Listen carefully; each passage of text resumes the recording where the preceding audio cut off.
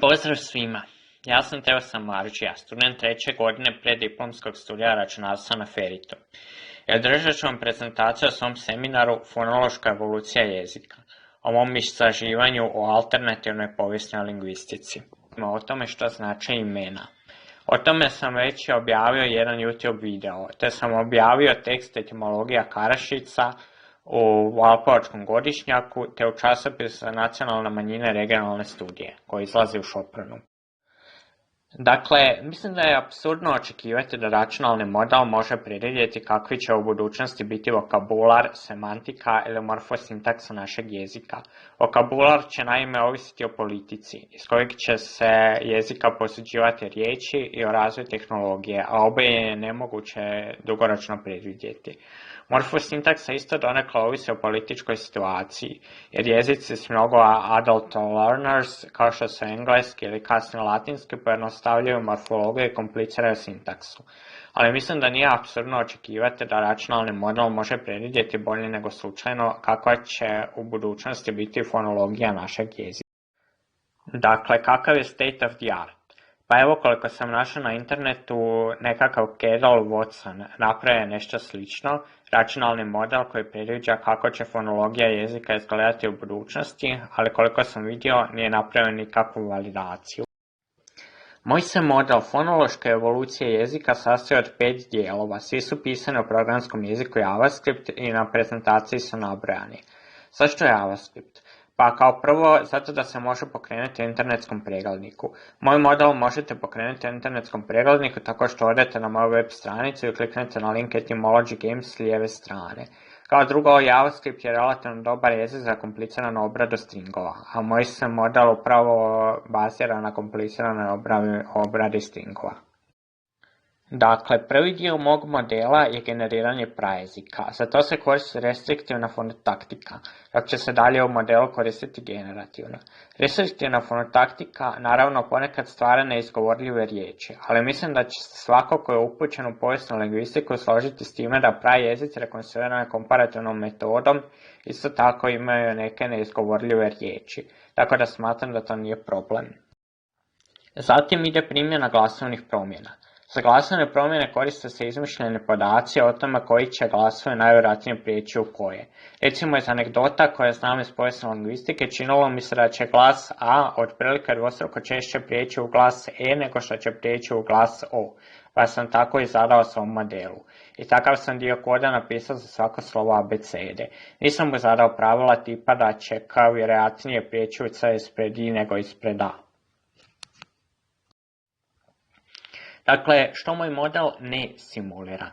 Pa evo, on ne simulira pravila kao što se ruki pravilo. Ruki pravilo kaže da se debukalizacija, prelazak S u H, ima tendenciju događati nakon glasova R, U, K i I. Međutim, mislim da će se svako ko je proučavao latinski i grčki složiti da je S u grčkom prelazilo u H, ali ne po ruki pravilu, nego da je osnovno pravilo bilo to da se događa na početku riječi. Mislim, proučavao latinski i grčki, ja govorim latinski, a grčki znam nekoliko riječi. Dakle, latinsko S na početku riječi u načelu odgovara grčkom H. Na prezentaciji vidite 10 primjera. Dakle, pravila kao što su ruki pravilo prepuna su izuzetaka i mislim da ne bismo puno dobili time da ih uprogramiramo u model. Nisam uprogramirao ni Wernerov zakon, vjerojatno najpoznatiji zakon povijesne lingvistike nakon Grimmovog zakona, jer ne simuliram naglaske. I također nisam uprogramirao komplicirane zakone povijesne lingvistike kao što je Havlikov zakon, kod koji će glas prijeći neki glas ne ovisi o glasovima odmah do njega, nego o glasovima negdje dalje u riječi. Havlikov zakon lagano je izrečen u programskom jeziku JavaScript, ali teško je izmijeniti moj model da mu bude uprogramiran. Evo, ovdje vidite funkciju iz mog modela koja primjenjuje glasovne promjene. Kao što vidite, ona podržava glasovne promjene koje se događaju samo na početku riječi, samo na kraju riječi, samo nakon nazalnog suglasnika, samo prije nazalnog suglasnika i takve neke cakice koje onaj drugi dio modela nasumice odabire. Nakon toga ide dio modela koji pokušava uspostaviti fonološku ravnotežu. On gleda jesu li glasovne promjene do sada obrisale neko slovo abecede iz jezika, te onda radi glasovnu promjenu koja će ga vratiti u jezik. To je lagano za sprogramirati, ali to naravno nije kako se jezici stvarno ponašaju. Po tome bi jezik koji ima P, a nema B, bio jednako vjerojatan kao jezik koji ima B, a nema P, što nije slučaj. Zatim ide dio modela koji se zove fonotaktika jezika potomaka, a on se brine da riječi u jezicima potomcima budu izgovorljive. On se sastoji od dva dijela. Prvi dio koji se brine o skupinama suglasnika na početku i na kraju riječi i drugi dio koji se brine o skupinama suglasnika u sredini riječi. Dakle, koje su suglasničke skupine dopuštene na početku i na kraju riječi? O tome zapravo govori zakon sonornosti slogova, no po meni je to samo jako gruba aproksimacija, toliko da izmišljeni podaci možda daju bolji rezultat. Recimo, zakon sonornosti predviđa da će više jezika na početku riječi dopuštati ts nego što će dopuštati st, a meni se iz iskustva čini da je upravo suprotno istina, zato sam izmislio takve podatke. Moj model pretpostavlja da su suglasničke skupine koje jezik dopušta na početku ili na kraju riječi neovisne jedne od drugima, što naravno nije slučaj. I zatim ide dio modela koji se bavi suglasničkim skupinama u sredini riječi. On se u biti zasniva na tome da je bilo koji par suglasnika u sredini riječi izgovorljiv, ali da trojka suglasnika ne mora biti izgovorljiva. I zato, ako se nađu 3 suglasnika za redom, on umeće epentetski samoglasnik nakon prvog. To naravno nije kako se jezici stvarno ponašaju, ali to meni barem daje uvjerljive rezultate. I onda slijedi dio modela koji ja zovem redukcija vokala. Kad sam gledao kakve rezultate ispisuje do sada opisan algoritam, primijetio sam da on generira mnoge dugačke riječi s mnogo hijatusa, zjevova, nakupine samoglasnika koje ne razdvaja suglasnik, što mi se doji malo nerealističnim. Nekako imam dojam da hijatusi postoje samo u kratkim riječima. Zato sam napisao nekakav algoritam koji uklanja hijatuse od dugim riječima. Nemam razloga za vjerovati da se jezici stvarno tako ponašaju, ali model daje daleko uvjerljivije rezultate, meni barem za dugačke riječi s ovim nego bez toga. Dakle, kako ćemo validirati moj model? Pa ja sam odlučio to učiniti pomoću naziva brojeva 1 do 10, jer je njih lako naći na internetu, a i to su jedne od najstabilnijih, ako ne i najstabilnije riječi u jeziku. Na hrvatskom jeziku i engleskom jeziku svi brojevi od 1 do 10 dijele isti korijen. Tu dijeli isti korijen kao 2, 3 dijeli isti korijen kao 3 i tako dalje. A od indoeuropskog prajezika prošlo je 5500 godina. Napisao sam i kontrolni model koji nasumično izmjenjuje riječi, ne pazeći pritom ni da rezultat bude izgovorljiv. I ovo su rezultati validacije. Kontrolni model dao je točan rezultat u 0,48% slučajeva, a moj model dao je točno rješenje u 0,56% slučajeva. To me iznenadilo. Očekivao sam da će moj model davati mnogo bolje rezultate nego kontrolni model. Pa što se ovdje zapravo događa? Pokušao sam aiboliranjem podataka odgovoriti na to pitanje. Prvo što mi je upalo u oči je da su nekada riječi koje moj model smatra nemogućima upravo točna rješenja.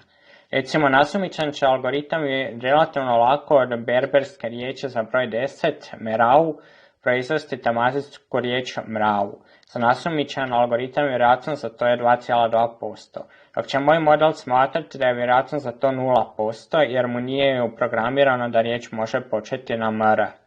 Također, moj model pretpostavlja da jezici na neizgovorljive parove suglasnika na kraju riječi reagiraju dodavanjem paragonog samoglasnika na kraj riječi. Iz podataka koje sam prikupio izgleda da nije tako. Jezici na neizgovorljivi par suglasnika na kraju riječi uglavnom reagiraju tako da umeću epentetski samoglasnik između ta dva suglasnika. Razmišljao sam o tome da izmijenim svoj model, da te dvije stvari uzmem u obzir i da ga istestiram ponovno, no mislim da bi to bilo ozbiljno kršenje znanstvene metode. Mislim da bi to bila Texas Sharpshooter falac logička pogreška. I to bi bilo to što se tiče fonološke evolucije jezika u užem smislu. Sad ću govoriti o primjeni računalnih modela u nagađanjima što znače imena. O tome sam, kao što sam rekao, već napravio jedan YouTube video i objavio članak u 2 časopisa. U biti, imena mnogih rijeka u Hrvatskoj počinju na kr, a mainstream tumačenje hrvatskih toponima ne smatra ih srodnima.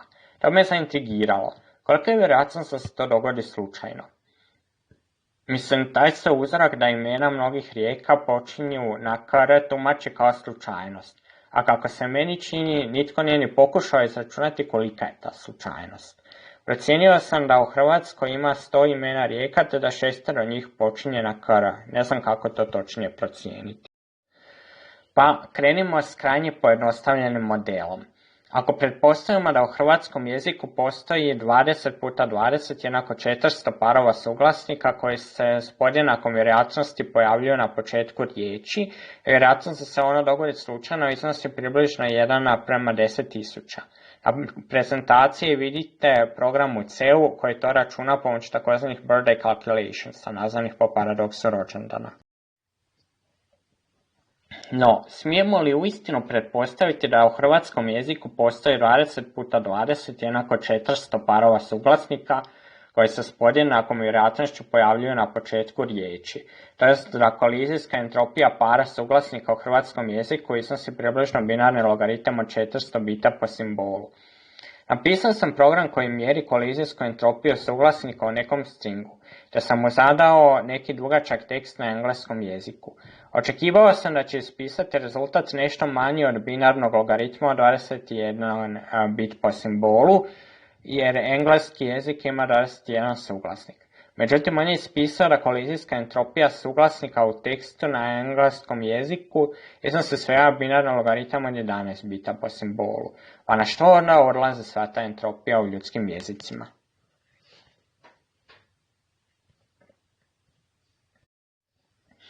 Prvo sam se zapitao odlazi li ona možda na sintaksu. Zato sam izmjerio kolizijsku entropiju suglasnika u spell checkerovom riječniku kao tekstu iz kojeg je uklonjena sintaksa. Ispostavilo se da ona iznosi svega binarni logaritam od 13 bita po simbolu. Dakle, na sintaksu odlazi relativno malo entropije. Ovo je taj program pisan u C-u za mjerenje kolizijske entropije suglasnika. Uz to sam još našao da kolizijska entropija sintakse nekog jezika, suprotno od onog što sam očekivao, nije strogo kolerirana s kompliciranosti sintakse tog jezika. Vidimo iz tablice da je kolizijska entropija sintakse engleskog jezika manja od kolizijske entropije sintakse njemačkog jezika, a mislim da bi se svako složio da engleski jezik ima kompliciraniju sintaksu. Pa, ako ne na sintaksu, na što onda odlazi sva ta entropija? Odlazi li entropija tekstova uglavnom na morfologiju i druge dijelove jezika koji nemaju veze s toponimima, ili odlazi na fonologiju pa da ima veze s toponimima? Dosjetio sam se da bih mogao izmjeriti entropiju fonotaktike, te će nam to dati donje i gornje granice za entropiju morfologije i fonologije. Evo programa u JavaScriptu s kojim sam to učinio. Sada, taj program mjeri Shannonovu entropiju, a ne kolizijsku entropiju. Tada još nisam znao dovoljno o teoriji informacija da ga znam izmijeniti da računa kolizijsku entropiju. Zato sam napisao MATLAB skriptu koja generira mnogo nasumičnih stringova od suglasnika engleske abecede duljine 100 znakova, te mjeri njihovu Shannonovu i kolizijsku entropiju.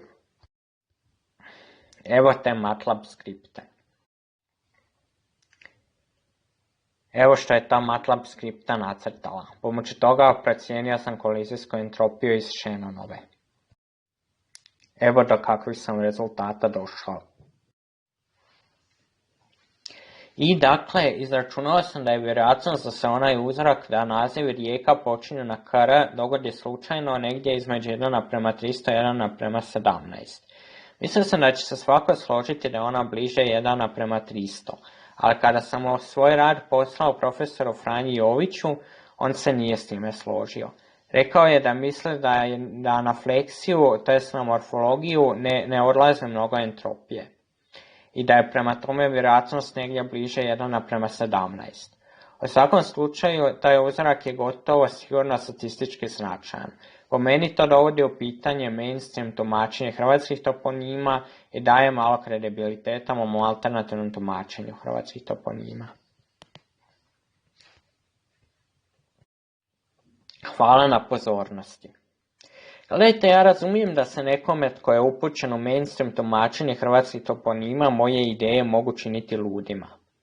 No pitajte se koji biste vi mehanizam predložili da je učinio da se taj KR uzorak ponavlja u hrvatskim nazivima rijeka. Slučajnost nije, P vrijednost je mala. Fonotaktiku možda. Zar to nije još luđe nego pretpostaviti da ta imena rijeka dijele isti etimološke korijene? Razmislite o tome.